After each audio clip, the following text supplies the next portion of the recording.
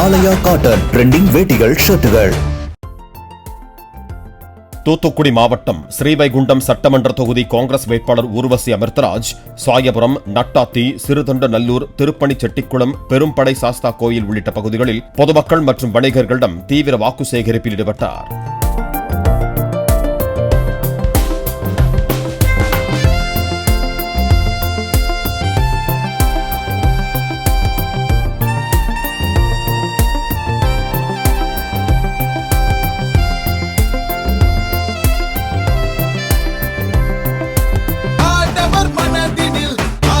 ஆலயா cotton trending வேட்டிகள் ஷர்ட்டுகள்.